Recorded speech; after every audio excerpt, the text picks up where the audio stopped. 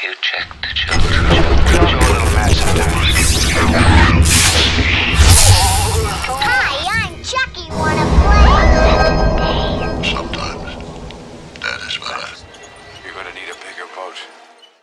Long days and pleasant nights, fellow travelers along the path of the beam. I am known on this level of the tower as Jaime and Fuego, and if it please you, join me here for a bit of palaver on Hail to Stephen King, y'all. So very happy to have you here, and I do this program every single Saturday, and obviously, bienvenidos, and welcome to the horror show. And we are approaching the end of the insanity that is 2020. But earlier this year, we did celebrate none other than the big 4-0, yo. 40 years of Stanley Kubrick's The Shining film.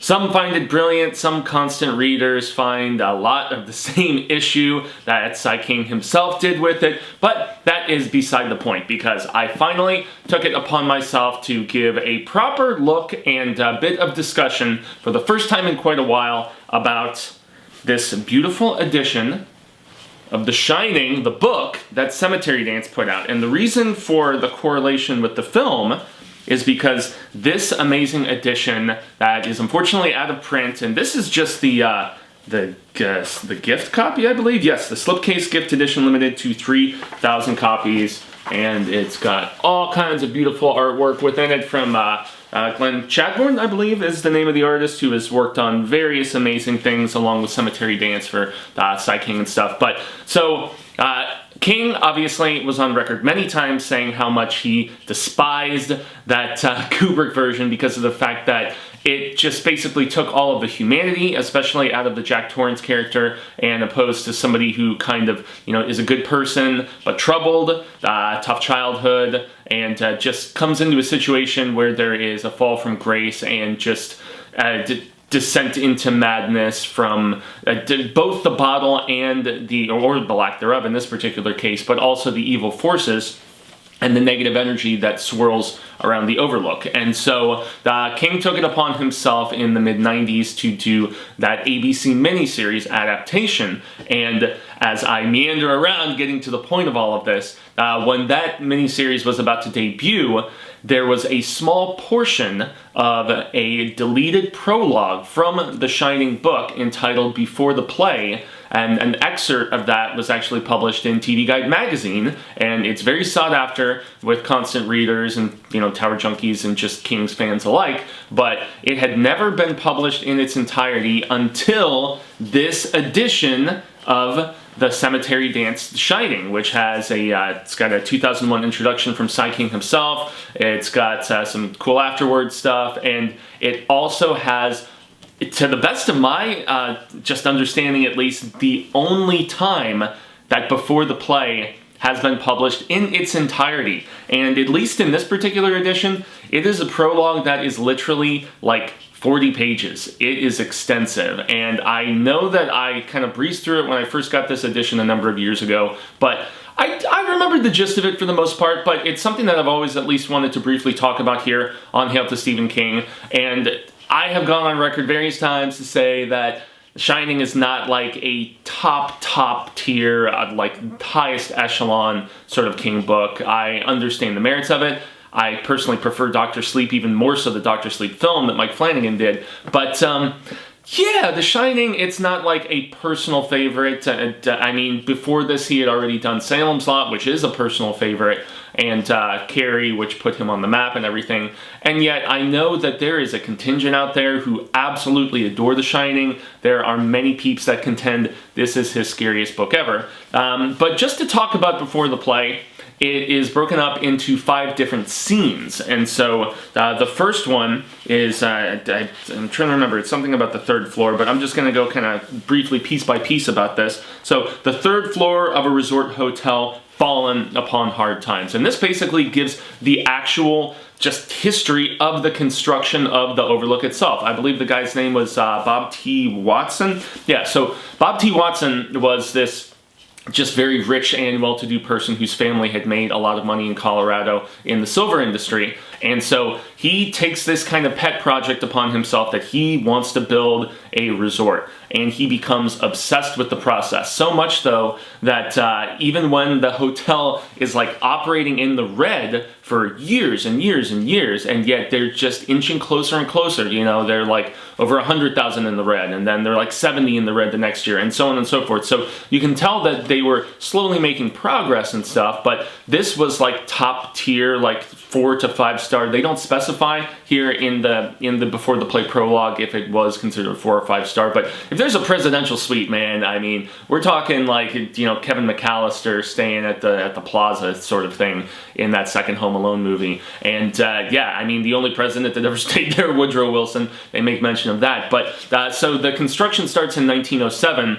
And the interesting thing about this is, yes, Jack Torrance in the Shining book does actually, you know, as he's investigating those old newspaper clippings and stuff and just like kind of learning some of the history of the hotel, you get some indication about, you know, some of the crazy history of this, but this prologue does really go into just extensive bits about some of that early stuff that went down with Bob T and his family, and just all of the negative stuff that kind of happens over the course of the time when they are at first initially trying to build the place, and then just strange occurrences and issues that happen after that.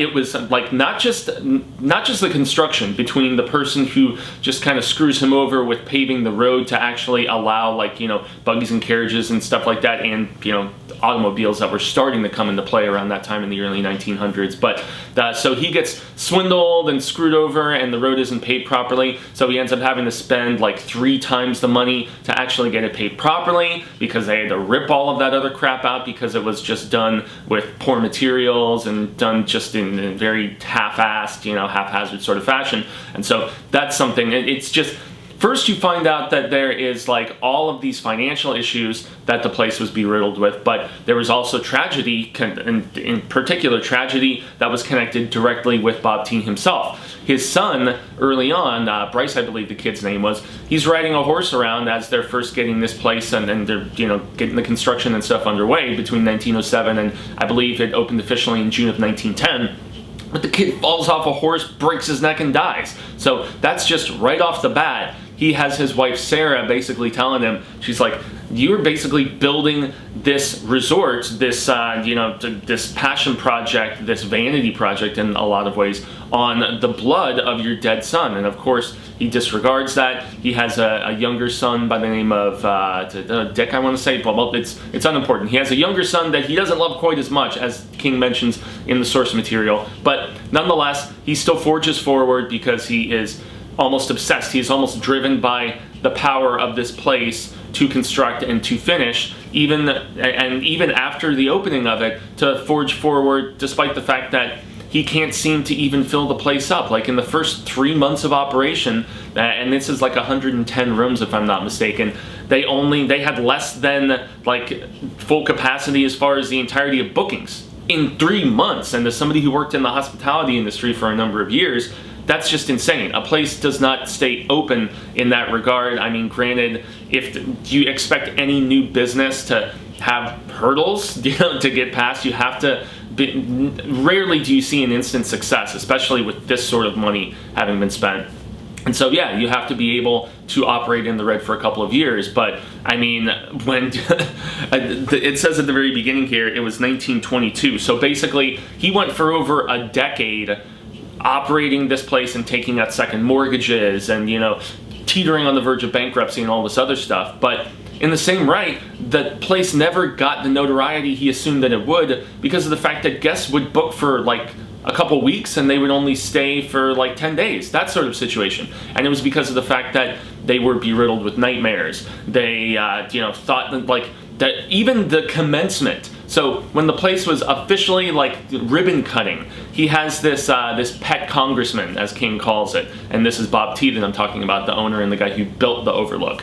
And the guy dies choking to death on a steak at the ceremony in front of hundreds of people. So right off the bat, right out the gates, you got bad press, and you can tell there's some bad mojo going on with this place, man. And of course, yes, the patrons and the guests who stayed there over the years just getting weird vibes, you know, bad dreams, as I mentioned, all kinds of stuff like that. And Bob T's wife, in turn, ends up dying from influenza. And so it's just literally one thing after another, and it's really sad. He ends up finally selling the place, but here is the very interesting situation of it. He was still so obsessed with this, like, I guess, life statement of his, you know, this and life's work of sorts, that he negotiates in the sale of the property, despite the fact that he's losing an insane amount and all this other stuff, and his life is essentially over.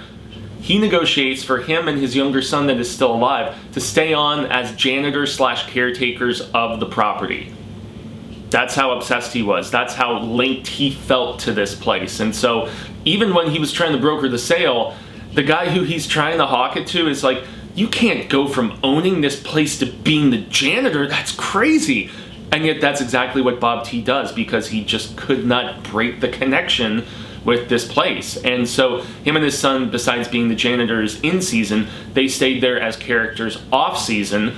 And him and his son, they see and they hear weird things, whether it's stuff with the hedge maze, all of the typical things that that became so iconic for those who have read the book, seen the miniseries. Obviously Kubrick scaled back on the hedge monsters and stuff, and it turned into like a maze sort of situation, but that's beside the point. Basically, King lays out in an intriguing and yet kind of just hinting, foreshadowing fashion lots of stuff that is going to happen later on in the 5 scenes here in Before the Play. And I must admit, I understand why it was taken out. I understand why the editors were like, no, we need to get to the family, we need to, because, I mean, as you guys know who have read the book starts with him, with Jack Torrance, seated in the office of the guy who was hiring him on as the caretaker, and he's like, this guy's a prick and all that stuff, and he just can't stand Homeboy. But I can understand why it's like, we don't need all of this kind of, dare I say, meandering. And the second portion is about this woman who has married into high society, and she has this dude who she's kind of manipulating. So scene 2, a bedroom in the wee hours of the morning, and her name is Lottie Kilgallen or something like that. But basically she has married into this rich family where basically the guy who she can't stand, and she thinks he sleeps the sleep of the stupid and just, and all this other stuff. But yeah, he has been gifted as a wedding present the vice president role at this, like, it's like publishing or accounting or something like that. And she's a very controlling woman who, as opposed to going to Rome for the honeymoon, insisted on going to the Overlook for whatever reason, despite being off the beaten path a little bit. And she is besieged with nightmares, and she has a lot of nightmares that foreshadow stuff that happens later on in the book. She dreams of the fire hose having a life of its own, like a living snake, which we know appears in there. She dreams of stuff with the boiler room blowing up. She dreams that she's on an elevator at one particular point, and she looks to see that the guy who's actually, like, controlling it, he's dead. And of course, it keeps going lower and lower and lower, far lower than the basement, guys, far lower than the boiler room, and like she descends all the way down into hell. And yeah, this all takes place in like in the 20s, like pre-stock market crash and everything.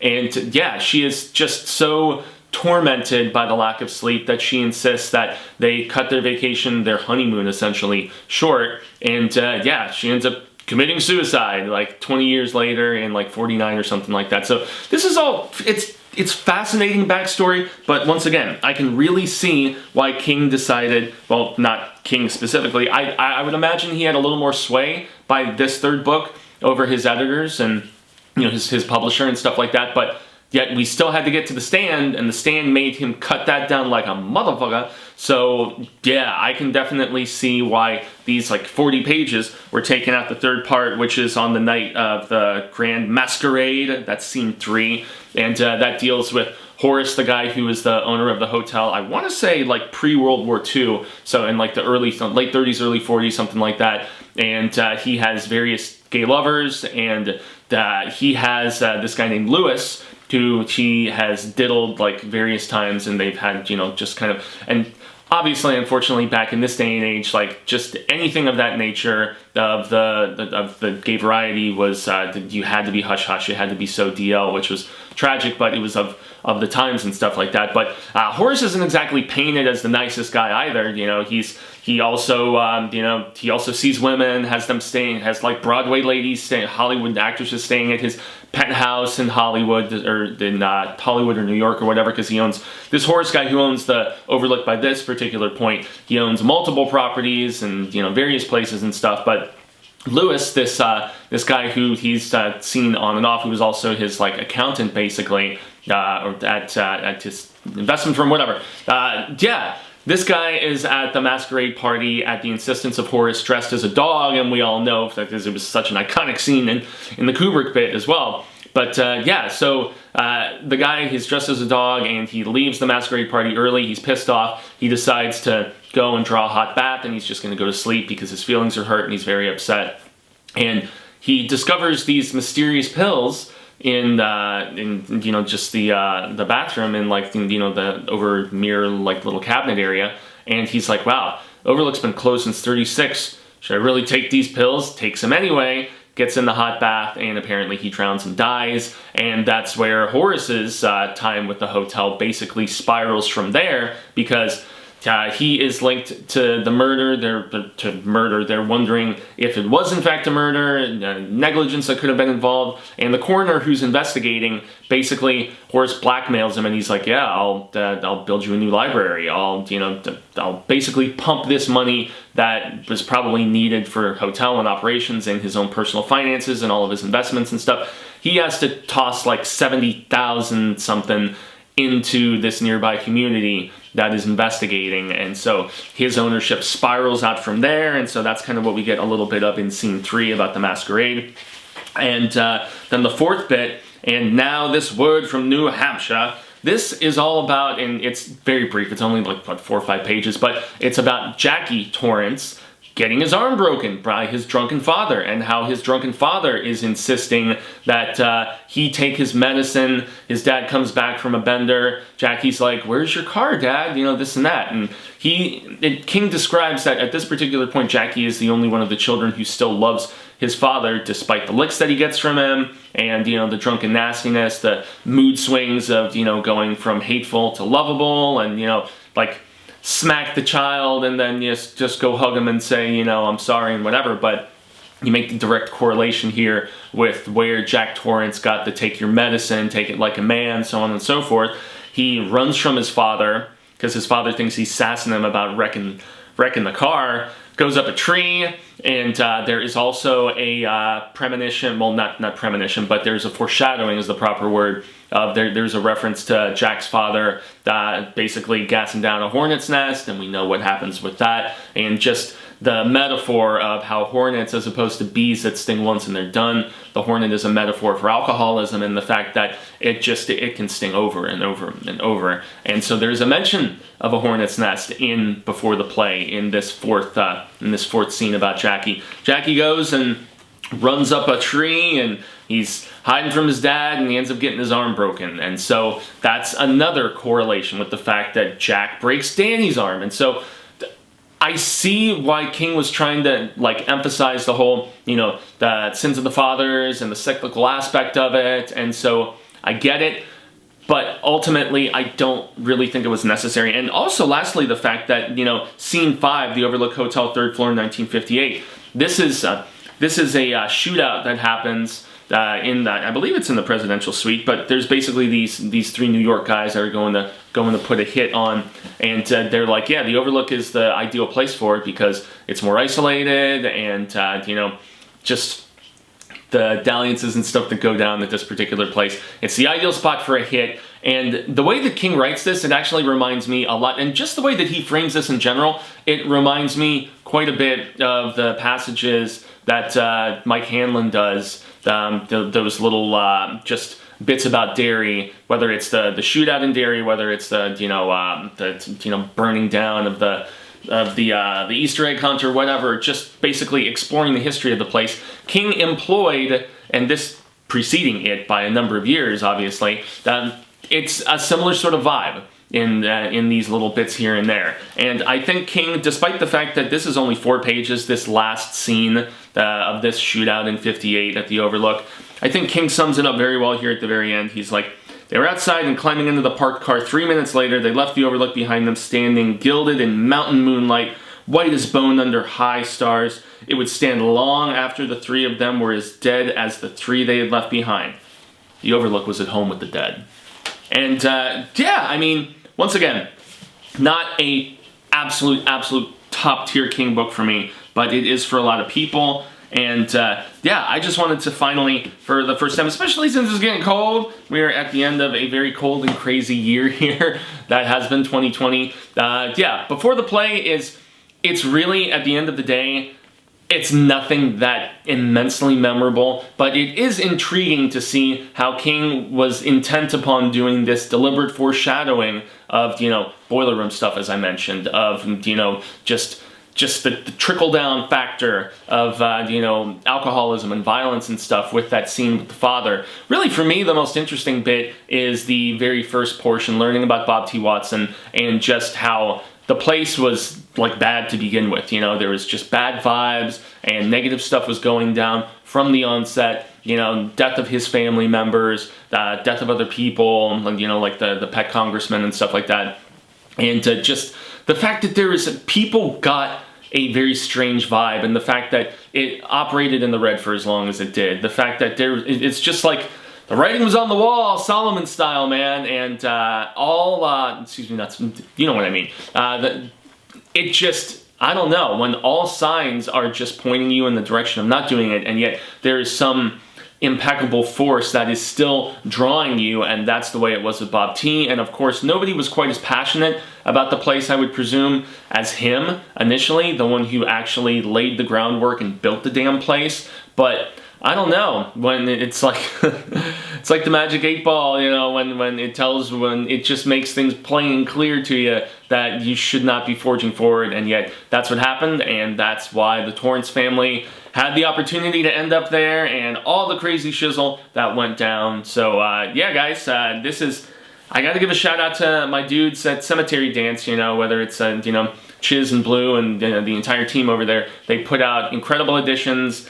I would imagine this one goes for quite a bit. Probably not the same amount that you would have to toss down on the IT Anniversary Edition, which is still my prize in the collection of the CD stuff. But yeah, if you're feeling bold, go and scour the Amazon marketplaces or eBay or whatever, because this is a divine edition, and as I mentioned at the beginning of this video, to the best of my knowledge, it is the only place where you can get the full uncut version in such a pristine packaging as well. Of Before the Play, the prologue that was deleted, and yes, Stephen King's beloved The Shining book. So I've been Jaime and Fuego. You can find more on all social media sectors like Twitter, Instagram, Facebook, here on YouTube, and I do have my personal YouTube channel, which is called Infuegotainment. If you all feel inclined to jump over and just engage in some discussion and see me talk about stuff that is of the non-Sci King and non-spectacular variety. Lots of Star Wars coverage. I'm in the midst of my 12 Days of Crimbus, and most recently I did a review of Fat Man with Mel Gibson, so check that out. Obviously, a like, share, a subscribe here on The Horror Show means a hell of a lot. We do a monthly book club here on Hail to Stephen King, and for its 10th anniversary, none other than Full Dark, No Stars. That is going to be discussed on the first